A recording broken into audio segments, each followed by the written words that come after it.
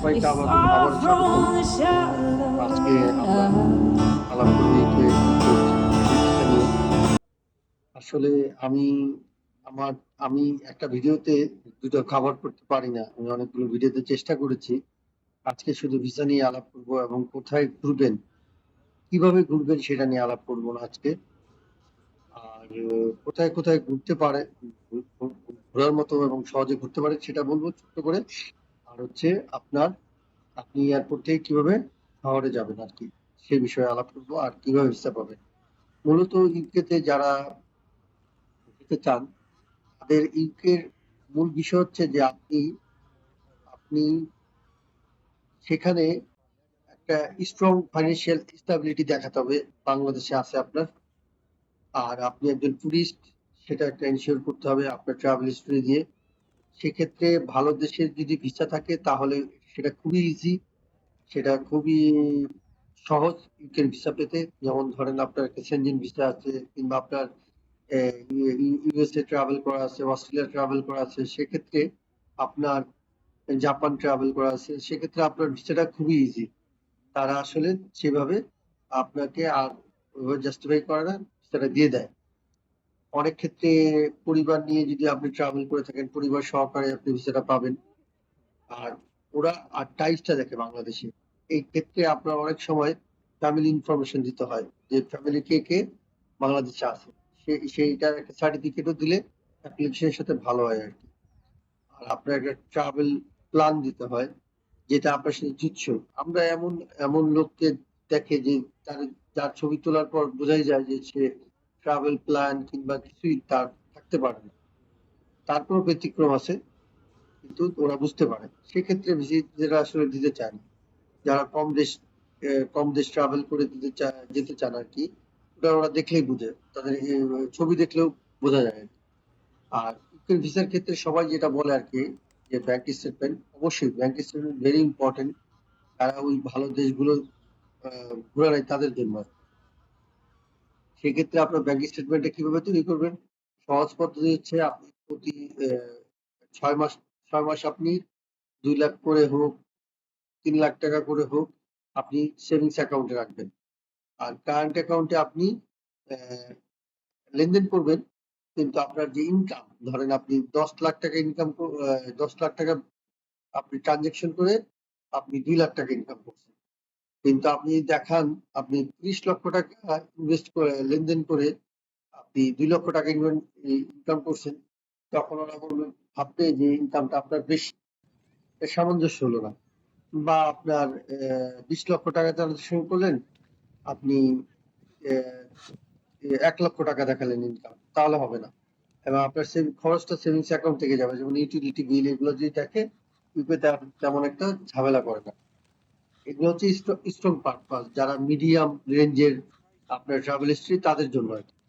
আর আপনার যদি কেন যেতে চান এটা আপনি লিখতে পারলে খুবই ভালো, ভালো এজেন্সি দিয়ে লেখেন সেটাও সমস্যা নেই। আর হচ্ছে আপনার ডকুমেন্টস এর মধ্যে হচ্ছে ব্যাংক স্টেটমেন্ট, ইনকাম ট্যাক্সের ডকুমেন্টস, ট্রাভেল আইটিনারি।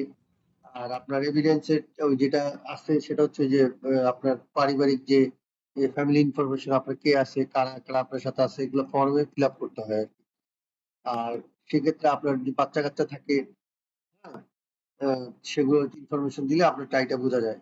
আর আপনি যদি চাকরিজীবী হন, আপনার জবের, আপনার কতদিন যাবত জব করতেছেন, আপনার এখানে অ্যাচিভমেন্ট কি, এই জাতীয় কিছু ফর্মে লেখা যায় আর কি। যারা উম, ভালো ভিসা প্রসেস করে তারা আসলে আপনাকে ভালো করে জানার চেষ্টা করে এবং আপনার ফর্মটা সেইভাবে তারা দাঁড় করায়, আপনার কেসটাকে তারা সেভাবে দাঁড় করায়। আর যারা নর্মাল কাজ করতে চায় তারা নর্মাল যাদের ইউএস এর ভিসা আছে, সেনজেন ভিসা আছে বা অস্ট্রেলিয়া কানাডা ভিসা আছে, তাদেরটাই পাবে।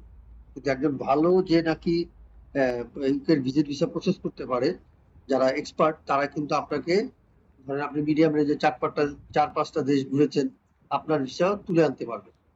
সেক্ষেত্রে ব্যাংক স্টেটমেন্ট বড় বাধা হবে না, কারণ তারা যৌক্তিক কারণ তৈরি করতে পারবে। হ্যাঁ, এটা একটা খেয়াল রাখবেন। আর আপনার কাভার লেটারটা হচ্ছে, ধরেন আপনি আপনি ক্যান আরেকজনকে দিচ্ছেন সেই সুযোগটা। আপনি কি বলতে চান ইউকেতে, যে আপনি কি করবেন, আপনি কেন চলে আসবেন, আপনার আপনি কি করেন, আপনার কেন ইউকে ভালো লাগে, এটা আপনি যদি আপনার মতো করে বাংলায় বলেন, সে যদি লিখে দেয়, তাহলে তো সমস্যা নেই। আরেকটা ইউকের যে মূল জায়গাটাতে সমস্যা, সেটা হচ্ছে আপনার সবাইকে আর কি রিজেক্ট করে ব্যাংকের কথা বলে, বুঝছেন? কিন্তু আসলে ব্যাংকের মূল বিষয় না, আমার কাছে আর কি মনে হয় ব্যাংক মূলত বিষয় না। কারণ ওরা আপনাকে অর্গানাইজ চায়। আপনি যে ফর্মটা আছে, সেই ফর্মটা দেখলেই বুঝবেন যে তারা আপনার অর্গানাইজ চায়। আপনি মাসে 2 লাখ টাকা ইনকাম করেন, 6 মাসে 12 লাখ টাকা, আপনি বলতেছেন আপনি 8,000 পাউন্ড খরচ করেন। এটা অস্বাভাবিক। আপনি 7 দিনে 8,000 পাউন্ড খরচ করবেন, এটা মিথ্যে কথা, এটা একদম বোঝা যায়। হ্যাঁ, এরকম কিছু অসংলগ্নতা বা রিয়েলিটির সাথে মিলে না, অসত্যতার আশ্রয় নেবেন না। আপনি এমন যৌক্তিকভাবে দাঁড় করাবেন যেগুলোর প্রত্যেকটার যৌক্তিকতা থাকবে। আপনার অ্যাপ্লিকেশনের যৌক্তিকতা থাকবে, আপনার কথা এবং ফর্ম ফিল আপের সাথে, আপনার কভার লেটারের সাথে সবকিছু যে মিল থাকে। এখন এরকম দেখায় 6,000 পাউন্ড সে খরচ করবে, হ্যাঁ, এরকম দেখায় 7 দিনে। এটা ইম্পসিবল। সে কি করবে? 5 স্টারে থাকবে? যে 2 লাখ টাকা মাসে কামায়, সে ইউকেতে যে 5 স্টার থাকবে, এটা বিশ্বাস করবে কখনো? কখনোই না। সে বিজনেস ক্লাস দেখাইলো টিকিট, হ্যাঁ, এগুলো হয় না আসলে। হ্যাঁ, হয়তো ধরেন যে গ্রুপ অফ ইন্ডাস্ট্রির মালিক, যে মাসে ধরেন 50 কোটি টাকা কামায়, 5 কোটি টাকা কামায়, 2 কোটি টাকা কামায়, তারে আপনি এগুলো দেন, অসুবিধা নেই। হ্যাঁ, তার হয়তো ফাইলই দেখবে না, তারা ভিসা দিয়ে দিবে, তাই না? এরকম। মানে আমরা যারা মিডিয়াম ট্রাভেলার, আমরা যারা 4-5টা দেশ, 6-7টা দেশ বা ভালো দেশের কোনো ভিসা পাইনি, তাদের ক্ষেত্রে খুবই টাইট, এবং তাদের টাইটাই হলে পরেও আবার যারা 2-3টা দেশ ঘুরেছেন, তাদের ক্ষেত্রেও এই আমি যে প্রসেসটা বললাম, যে আপনি যদি বাংলাদেশে টাই দেখান, ভালো ট্রাভেল প্ল্যান দেখান, আপনার ইনকামের সাথে আপনার খরচের মিল আছে, বা আপনার কারেন্ট অ্যাকাউন্টের লেনদেনের সাথে আপনার ইনকামের মিল আছে, এই 3-4টা জিনিস যদি আপনি ফলো করেন ব্যাংকের ক্ষেত্রে, তাহলে আপনার ভিসা পাওয়ার সম্ভাবনা অনেক বেশি। আর চাকরিজীবীদের সুবিধাটা কি? চাকরিজীবীদের ফ্রিলি তাদের অ্যাকাউন্টে যদি ভালো বেতন পায়, সে তার অ্যাকাউন্টে যদি বেতনটা চলে আসে, তার ট্যাক্স যদি এখান থেকে কাটে, তাহলে তো সে সব দেখাতে পারছে। তার তো একদম ভেরি ইজি। অবশ্যই ভালো বেতন, হয়তো এটা 40-50 হাজার টাকা না, হ্যাঁ, কিন্তু 40-50 হাজার টাকাও যদি সে পায়, কিন্তু তার যদি ধরেন অনেকগুলো দেশ ট্রাভেল থাকে, ভালো দেশ ট্রাভেল থাকে, সে ভিসা পেতে পারে। তার এফডিআর যদি থাকে একটা, এটা বড় একটা সাপোর্ট, যে তার এফডিআর আছে, সে বাংলাদেশে ব্যাক করবে। আসলে তো আমরা বাংলাদেশিরা ওখানে যে থেকে গেছি, কিংবা আয়ারল্যান্ড চলে গেছি, নানান ভাবে নানান কাজ করেছি, বিয়ে করেছি, এই ধরনের কারণে ইউকেতে আসলে আমাদের ভিসাটা দেয় না। ইউকে ভীষণ সুন্দর একটা শহর।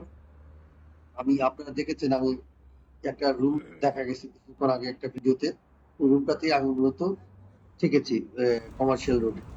আর ইউকে ইমিগ্রেশন ভেরি ইজি, আর কোনো প্রশ্নই তেমন করে না, হয়তো 2-1টা প্রশ্ন করবে। আপনার যদি সেই স্মার্টনেস থাকে, আপনি যদি সরাসরি চোখে চোখ রেখে উত্তর দেন, আপনি যদি স্বাভাবিক পর্যায়ে থাকেন, আপনার কোনো ব্যাপারই না, যে কোনো ইমিগ্রেশন আপনার জন্য সহজ। আর ইউকেতে আপনি ঘুরবেন কিভাবে? ঘোরার ক্ষেত্রে হচ্ছে ইউকেতে খুবই আহ, সহজ পদ্ধতি, আমার যা দেখা অনেকগুলো দেশের মধ্যে সবচেয়ে সহজ পদ্ধতি হচ্ছে ইউকেতে। ধরেন আপনি British museum, national history museum, এগুলো পুরো সেন্ট্রাল লন্ডনে পেয়ে যাবেন। ট্রাফালগার স্কোয়ার, তারপর আপনার আহ, ইয়ে, saint Paul's cathedral, Edinburgh castle, এগুলো খুব কাছে পেয়ে যাবেন। London eye, tower bridge, tower of London, হ্যাঁ, এগুলো একদমই খুবই কাছে। ইয়র্ক, তারপর ক্যানি রক, তারপর হচ্ছে আপনার বিগ ব্যান, যেটাকে বলে আর কি, এগুলো সবই খুবই খুবই কাছে, এবং এগুলো আপনারে যে কাউরে ইউকেতে যাওয়ার পর আপনি যদি একা একা ঘুরতে চান, কোনো হোয়াইট চ্যাপেল থেকে, হোয়াইট চ্যাপেলে যদি আপনি উঠেন হোটেলে, আপনি যে কাউকে জিজ্ঞেস করলে আপনাকে বলে দিবে এইভাবে এইভাবে যাও। আর আপনার কাছে যদি মেট্রো কার্ড থাকে, ইটস ভেরি ইজি। আর আমি তো হেঁটেই, আমি যে কয়দিন ছিলাম সে কয়দিন আমি হেঁটেই প্রায় লন্ডন শেষ করে ফেলেছি। সেন্ট্রাল লন্ডনও ভীষণ সুন্দর। আমার বাস আছে, বাসেও আপনার এই ইজিলি যেতে পারবেন। ওই বাস, বিভিন্ন নাম্বারের বাস আছে, কোথায় যায় আছে, গুগল ম্যাপ আছে, যে কেউ ইজিলি আপনার আর কি, শিশুর বাচ্চাও যারা একটু ইংরেজি পড়তে জানে তারা ইজিলি, বা গুগল ম্যাপস চালাতে জানে তারা ইজিলি লন্ডন ঘুরে ফেলবে। এগুলো ভেরি ভেরি ইজি। এর চাইতে সহজ দেশ আমার কাছে আর কোনো দেশ মনে হয়নি, যে একা একা ঘোরার জন্য সবচেয়ে বেস্ট। আর লন্ডন ইমিগ্রেশনে হচ্ছে আহ, আপনাকে জিজ্ঞেস করবে, আপনাকে লন্ডন ইমিগ্রেশন কিছু জিজ্ঞেস করবে না, খুবই সহজ। আর আহ, আপনি কিভাবে এয়ারপোর্ট থেকে লন্ডন শহরে আসবেন, সেটা হচ্ছে আপনি বের হয়ে যদি হিথ্রো বিমানবন্দরে নামেন, ওই হিথ্রো বিমান থেকে একটা কার্ড করবেন, মেট্রোর কার্ড করবেন। কার্ডটা করতে আপনার মানে 15 পাউন্ড খরচ হবে। 15 পাউন্ড খরচ করার পর তারপর আপনি চলে যাবেন হচ্ছে আহ, এলিজাবেথ লাইন ধরে হোয়াইট চ্যাপেলে চলে আসবেন। হোয়াইট চ্যাপেল বাঙালি, প্রচুর বাঙালি সেখানে, বাঙালি দোকান, বাঙালি রেস্টুরেন্ট, বাঙালি যারা এয়ারবিএনবি বিজনেস করে আপনি সেখানে এয়ারবিএনবি থেকে নিতে পারেন, বা এয়ারবিএনবি থেকে আপনি বুকিং দিয়ে যেতে পারেন। নানান রকম আর কি, খুবই সহজ। বাস আছে, আপনি যেখানেই থাকেন সেখান থেকে বাস, মেট্রো, কিংবা আপনার আরেকটা ওরা কি যেন বলে, যে অনেক কিছু আছে আর কি, আপনি জিজ্ঞেস করে আপনি ইজিলি যে কোনো জায়গাতে যেতে পারেন। এই যে হোয়াইট চ্যাপেলে মাছের বাজার বসে সকালবেলা, সারা দুপুর পর্যন্ত থাকে, এখানে মাছ বেচা কেনা হয়।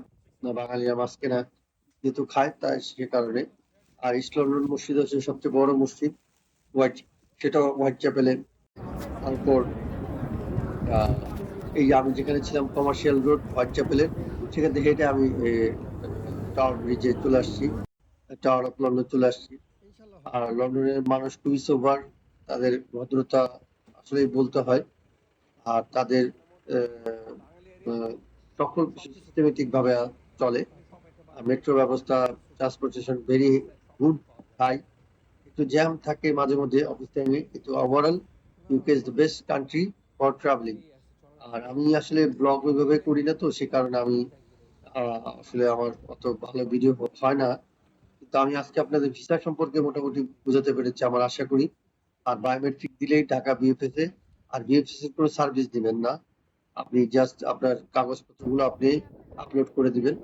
হ্যাঁ, যে আমাকে দেখা যাচ্ছে আর কি, আমি থামস নদীর পাড় দিয়ে হেঁটে যাচ্ছি, আমার এক ফ্রেন্ড আমার ভিডিও গুলো করছে আর কি। যাই হোক, এই হচ্ছে সামগ্রিক অবস্থা। UK visa very easy.